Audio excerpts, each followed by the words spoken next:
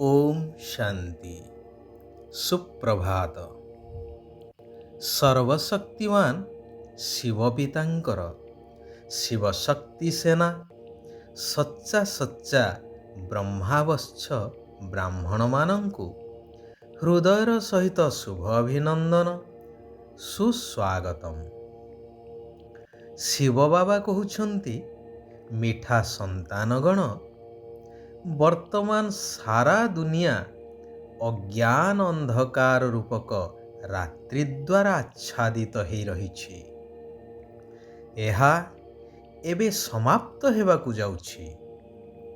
ज्ञानालोक द्वारा पवित्र सतो प्रधान सुख शांति संपन्न सत्ययुगी दिन मु तुम पाई नहीं आसुछि।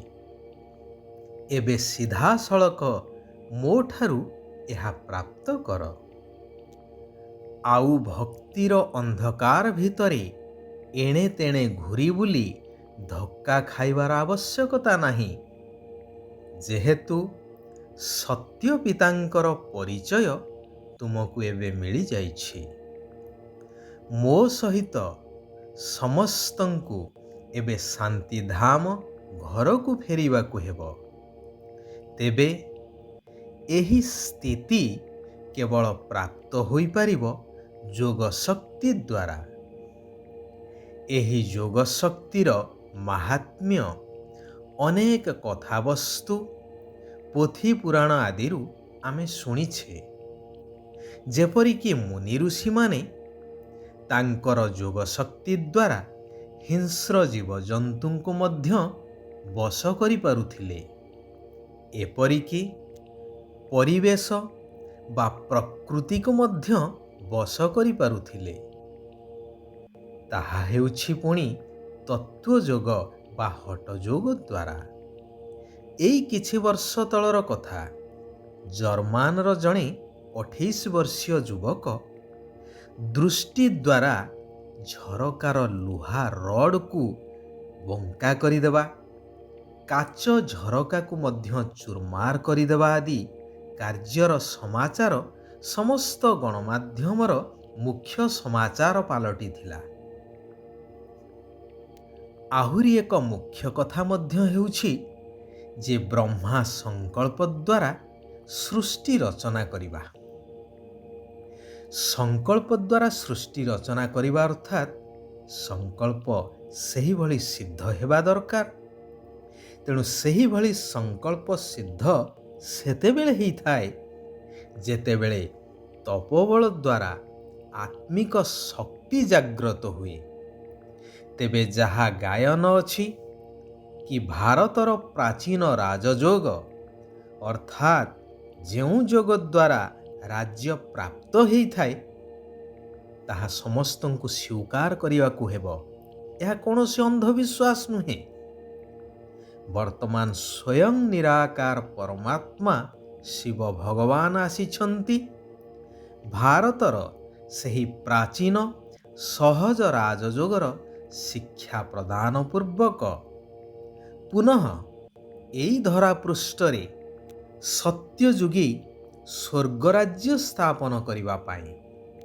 सेथिपाई भगवान कहउछंती निजकु शरीर ठारू अलगा ज्योतिर्बिंदु आत्मा निश्चय करी निराकार ज्योतिर्बिंदु परमात्मा पितांकु अति कमरे 8 घंटा मने पकई चाल।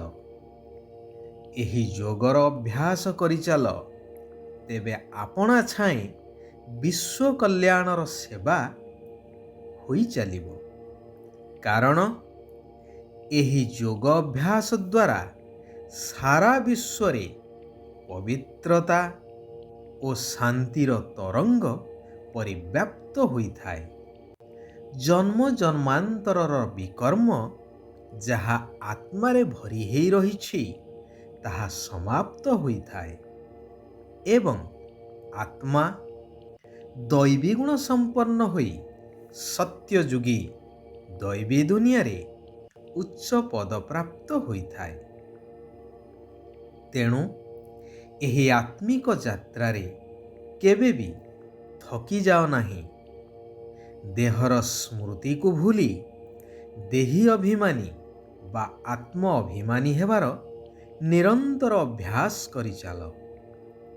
ଗୀତରେ ମଧ୍ୟ ସଚେତନତାର ବାର୍ତ୍ତା ଦେଇ ଚାଲୁଛନ୍ତି ନା, କି ରାତ କେ ରାହି ଥକମତ ଜାନା ସୁବହ କା ମଞ୍ଜିଲ ଦୂର ହେ ନାହିଁ, ଅର୍ଥାତ୍ ଭକ୍ତି ମାର୍ଗର କଳିଯୁଗୀ ରାତ୍ରିର ପଥିକ ଥକିଯାଅ ନାହିଁ। ଏହି ରାତି ଏବେ ଶେଷ ହେବାକୁ ଯାଉଛି ଏବଂ ସତ୍ୟଯୁଗୀ ନୂଆ ସକାଳ ଆଉ ଦୂର ନାହିଁ। ଗାୟନ ଅଛି, ଭଗବାନ ଅନେକ ଧର୍ମର ବିନାଶ କରି ଏକ ସତ୍ୟ ଧର୍ମର ସ୍ଥାପନା କରୁଛନ୍ତି। ତେବେ ଭଗବାନ କହୁଛନ୍ତି, ମୁଁ ତୁମମାନଙ୍କୁ ଅଧାକଳ୍ପ ଅର୍ଥାତ୍ 2 ଯୁଗ ସମ୍ପୂର୍ଣ୍ଣ ସୁଖ ଶାନ୍ତିର ସମ୍ପତ୍ତି ଦେବା ପାଇଁ ପ୍ରଥମେ ତୁମକୁ ସଚ୍ଚା ବ୍ରାହ୍ମଣ ଧର୍ମର କରାଉଛି, ଅର୍ଥାତ୍ ବ୍ରାହ୍ମଣ ଧର୍ମ ସ୍ଥାପନ କରୁଛି। ପୁଣି ଦେବତା ଏବଂ କ୍ଷତ୍ରିୟ ଏହିପରି 3 ଧର୍ମର ସ୍ଥାପନା ଏକା ସାଥିରେ କରୁଛି। ଏହା ବହୁତ ଗୁହ୍ୟ ଏବଂ ବୁଝିବାର କଥା।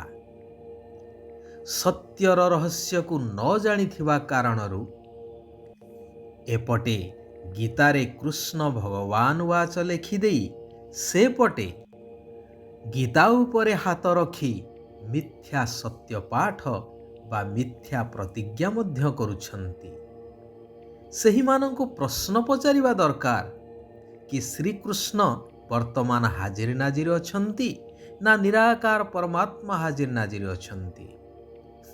ସମସ୍ତେ କେବଳ ଦ୍ୱନ୍ଦ୍ୱରେ ପଡ଼ୁଛନ୍ତି। ଯାହା ଏପଟେ ଶିବଙ୍କୁ କହୁଛନ୍ତି ବ୍ରହ୍ମେଶ୍ୱର ଅର୍ଥାତ୍ ବ୍ରହ୍ମର ଈଶ୍ୱର, ସେପଟେ କହୁଛନ୍ତି ବ୍ରହ୍ମ ହିଁ ଭଗବାନ। ବ୍ରହ୍ମ କହିଲେ ତତ୍ତ୍ୱ, ଯାହାର ଈଶ୍ୱର ବା ମାଲିକ ହେଉଛନ୍ତି ନିରାକାର ପରମାତ୍ମା। ସେଥିପାଇଁ ତାଙ୍କୁ ବ୍ରହ୍ମେଶ୍ୱର ବୋଲି କୁହାଯାଉଛି। କିନ୍ତୁ ମାନବକୃତ ବିଭିନ୍ନ ଶାସ୍ତ୍ର ଆଦି ପଢ଼ି ମନୁଷ୍ୟଙ୍କର ଆଜି ଅଡ଼ୁଆ ସୂତାର ଖିଅ ଖୋଜିଲା ପରି ଅବସ୍ଥା ହେଇଯାଇଛି।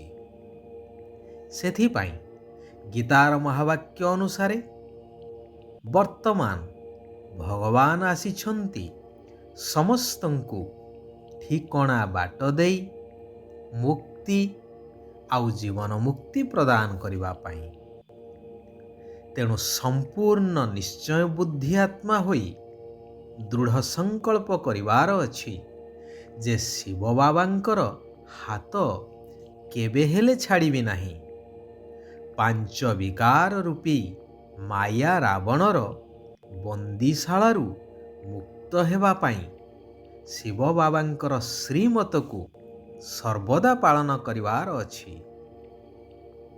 ମନ୍ଦିର ଯୋଗ୍ୟ ଅର୍ଥାତ୍ ଦେବୀ ଦେବତା ସଦୃଶ ହେବାର ପୁରୁଷାର୍ଥ କରିବାର ଅଛି। ଭଗବାନ କହୁଛନ୍ତି, ଜ୍ଞାନଯୁକ୍ତ ଭାବନା ଏବଂ ସ୍ନେହ ସମ୍ପନ୍ନ ଯୋଗ ଦ୍ୱାରା ଉଡ଼ିବା କଳାର ଅନୁଭବ କରି ବ୍ରହ୍ମା ବାବାଙ୍କ ସମାନ ହେବା ଦରକାର। ତେବେ ସର୍ବଦା ସର୍ବଶକ୍ତିର ଅନୁଭୂତି କରିବା ସହିତ ବିଜୟୀ ମଧ୍ୟ ହୋଇପାରିବ। କେବଳ ମୁଖ ଦ୍ୱାରା ନୁହେଁ, ମୁଖ ଦ୍ୱାରା ଏବଂ ମନ ଦ୍ୱାରା ସର୍ବଦା ବାବା ବାବା ଶବ୍ଦ ରହୁ। ତେବେ ସମୟ ଅନୁସାରେ ଶିବ ବାବାଙ୍କ ଠାରୁ ସହଯୋଗ ମଧ୍ୟ ପ୍ରାପ୍ତ ହୋଇପାରିବ। ଯଦି ସଦାକାଳର ସ୍ନେହୀ ବା ସହଯୋଗୀ ହେବାକୁ ଚାହୁଁଛ, ତେବେ ସରଳତା ଏବଂ ସହନଶୀଳତାର ଗୁଣକୁ ଧାରଣ କରିବା ଆବଶ୍ୟକ। ଆଚ୍ଛା, ଆଜି ପାଇଁ ଏଇଠାରେ ଆମେ ବିରାମ ନେବା।